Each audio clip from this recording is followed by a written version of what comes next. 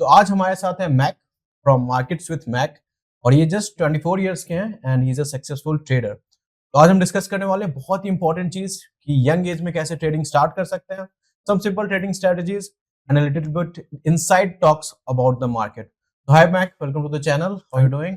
Thank you so much, Kritish bhai, for inviting, and it's a pleasure to have on your channel. Okay, तो सबसे पहले तो start करते हैं with your introduction. जैसे मैंने पहला चीज इंट्रोड्यूस कर दिया है कि he is just 24 years old और ये हमारे साथ बहुत दिनों से एसोसिएटेड है और हमारे फिनगैड इवेंट्स पे बहुत रेगुलरली आते रहते हैं। बट इसके बाद और लेट मी आप बताइए अपने बारे में। So, I am from Ranchi, right? And मेरी जर्नी बहुत ही अनऑर्थोडॉक्स है. Like I started trading when I was 17. अब उस टाइम पे ऐसा था कि I just completed my 10th boards. 10th का एग्जाम खत्म हुआ था और वो जो एक 2 महीने का टाइम मिलता है ना आपको 10th और 11th के बीच में छुट्टियां, उस टाइम पे माय फोकस वाज कि यार कुछ पैसे कमाते हैं. एग्जाम कैसा गया था? एग्जाम ठीक गया था, मतलब अच्छे गए थे एग्जाम्स एंड उम्मीद थी और पेरेंट्स की तरफ से प्रेशर था कि अब मेरा बेटा इंजीनियर बनेगा, अब बेटे को आईआईटीएन बनाना है, क्योंकि मेरा एक मेरे से बड़ा भाई है, उसको डॉक्टर बनाना था और मेरे को आईआईटीएन बनाना है. तो एक प्रेशर था कि हाँ अब इंजीनियरिंग करना है एंड आईआईटीएन बनना ही है आईआईटीएन. लेकिन ऑब्वियसली बात है मेरे को वो नहीं करना था उस टाइम पे, लेकिन आप बोल नहीं सकते हो पेरेंट्स को, क्योंकि वो एक अनसेट प्रेशर हो जाता है पेरेंट्स की तरफ से कि फिर वो पूछेंगे क्या करना है, फिर वो पूछेंगे क्या करना है, मैं खुद मुझे को नहीं पता कि मेरे को क्या करना है, तो मैं बोलूंगा हाँ हाँ यही करते हैं. तो उस टाइम पे मेरा फोकस था यार कि थोड़ा कुछ ना घर से पैसे नहीं लेते, क्योंकि जब आप 11 में जाते हो ना, थोड़ा सा घर से ज्यादा आप निकलना शुरू कर जाते हो, दोस्त यारों के साथ थोड़ी आप घूमते फिरते हो, जाते हो अलग अलग रेस्टोरेंट्स, क्लब्स, कैफेज. तो 50 रुपए 100 रुपए घर से जो मिलते हैं उससे काम बनता नहीं है आपका. So you need some money. तो मेरा बस फोकस था कि भाई महीने के 1000-2000 रुपए कहीं से मिल जाए, घर से मांगना ना पड़े, घर से कोई पूछेगा नहीं, तो अपना काम चलता रहेगा. और उस टाइम पे 2017 की बात है, इंटरनेट वॉज फ्री, क्योंकि जियो ने 1 साल के लिए इंटरनेट फ्री करके रखा था. That was a big blessing for me. 2016 से 2017 के बीच में जियो ने 1 साल के लिए इंटरनेट फ्री करके रखा था. तो मैंने इंटरनेट पर सर्च करना शुरू किया कि how to earn money online, पैसे कैसे कमाएं, पैसे कमाने के क्या तरीके हैं. देन फ्रीलांसिंग करके आया. एक 2-3 वेबसाइट थी, fiverr.com, upwork.com. उस पे मैंने बस देखा, कुछ वीडियोस यूट्यूब पे पड़े हुए थे. और उस टाइम पे क्या था कि पहले तो हम यूट्यूब चला नहीं पाते थे, क्योंकि बफर करते करते यूट्यूब वीडियोस चलती नहीं थी. लेकिन जब इंटरनेट आया, जियो आया, 4G आया, तो फिर इंटरनेट चलने लगा. तो फिर मैं वीडियोस देखना शुरू किया. तो फिर ग्राफिक डिजाइनिंग, लोगो डिजाइनिंग, ये सब बेसिक लेवल पे मैंने सीखा. फोटोशॉप, ये सब बेसिक लेवल पे मैंने सीखा. एंड कहीं ना कहीं थोड़ा सा मैं बोल सकता हूँ कि मैं अवेयर था, स्मार्ट था, जल्दी चीजें पकड़ सकता था. तो मैंने जल्दी से अपना प्रोफाइल बनाया फाइवर पे, अपवर्क पे, फ्री में काम करना शुरू किया, बिल्कुल मुफ्त में. मैंने $1 चार्ज नहीं किया. और जब आप फ्री में काम करोगे तो ऑब्वियस बात है यू विल गेट क्लाइंट्स, क्योंकि मतलब बताया गया था कि भाई पहले आपके पास थोड़ा सा पोर्टफोलियो होना चाहिए ताकि लोग देखें आपका काम एंड देन आपको पैसे दें. कुछ रिव्यूज होने चाहिए. एग्जैक्टली, रिव्यूज होने चाहिए. तो मैंने पहले फ्री में काम करना शुरू किया, जो मेरे से हो सकता था मैंने बेस्ट किया.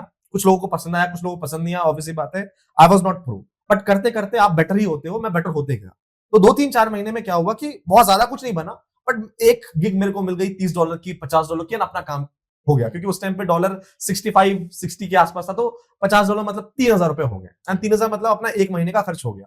उस टाइम में ऐसे करता था कि मेरे को एक $50 का गिग मिला और फिर मैंने fiverr.com को बंद कर दिया कि भाई चलो 15 दिन का खर्च निकल गया. फिर जब जेब ढीली हुई, फिर फाइवर खोला, एक आधा डील कुछ हाथ पर मारे एंड फिर डील मिली, बंद कर दिया.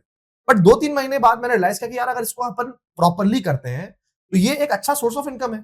आप घर में बैठे हो, डॉलर्स में कमा रहे हो. हालांकि वो डॉलर बहुत छोटे थे, बट वो एक अच्छी फीलिंग आती थी कि भाई डॉलर्स में कमा रहे हैं पैसे. हालांकि वो $85 थे, बट वो सेंस ऑफ प्राइड था मेरे अंदर. तो मैंने स्टार्ट किया कमाना और धीरे धीरे क्या हुआ कि 5000, 10,000, 15,000 की मेरी रेगुलर इनकम होना शुरू हो गई.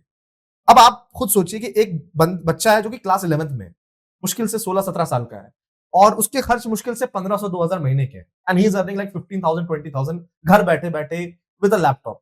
तो उसको लगता है मैं ही अमीर हूं. उसको लगता है कि क्या चाहिए लाइफ में यार, मतलब ये तो बहुत सही है. तो मेरे पास धीरे धीरे करके पैसे इकट्ठा होना शुरू हो गए और मतलब 6-8 महीने में काम करता गया. Just before I was reaching 12th, मेरे पास 80,000, 90,000, 1 लाख रुपए हो गए थे सेविंग्स में, क्योंकि खर्चे कुछ थे ही नहीं. 2000, 1500, 2000 क्या खर्चे रहेंगे. जब मेरे पास वो पूल आ गया ना, देन आई थॉट कि भाई इसको कुछ करते हैं, इन्वेस्ट, इसको कुछ मतलब कैसे ग्रो कर सकते हैं. स्टॉक मार्केट का बिल्कुल नाम नहीं पता था, ट्रेडिंग का बिल्कुल नाम नहीं पता था, फैमिली बैकग्राउंड कुछ स्टॉक मार्केट का नहीं है. बचपन में बस याद आती थी कि भाई जब हम न्यूज चैनल देखते थे ना, तो वो एक पट्टी चलती थी, निफ्टी, सेंसेक्स, बहुत इरिटेटिंग लगता था. यार क्या चल रहा है यार, मतलब मेरे को नहीं देखना है. पता नहीं था कि वही बन जाएगा डेस्टिनी.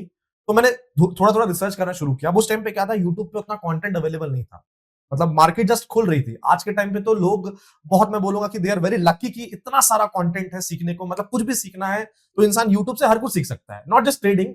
आप एक आईएएस ऑफिसर भी यूट्यूब से बन सकते हो, इतना ज्यादा कंटेंट, मतलब इतनी बड़ी एजुकेशन लाइब्रेरी यूट्यूब हो चुकी है, इसका कोई हिसाब नहीं है। तो उस टाइम पे ब्लॉग्स वगैरह मैं बहुत पढ़ता था, तो उस टाइम पे बहुत सारे ब्लॉग्स पढ़ना शुरू किए, किताबें बहुत ले लेता था, पढ़ना शुरू किया, बट किताबों में उतना इंटरेस्ट था नहीं। 2-4 पेजेस पढ़े फिर छोड़ दिया भाई कि यार ये नहीं हो पाएगा।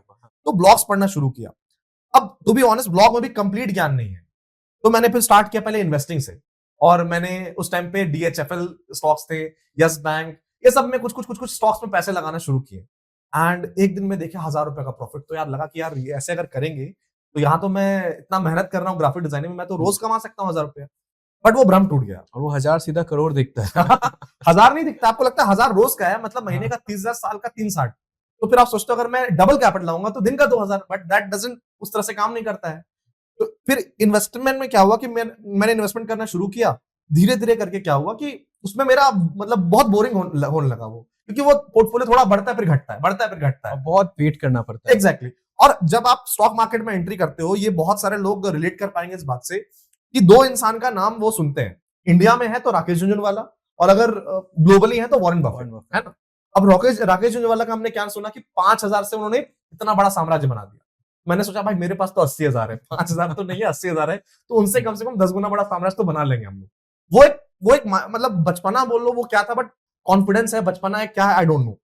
अभी सोचता हूं तो लगता है कि कितना बेवकूफ था मैं कि ऐसा सब मैं सोचा करता था, बट कहीं ना कहीं वो कॉन्फिडेंस ही कहीं ना कहीं आगे जाके मेरे सक्सेस का रास्ता बनी।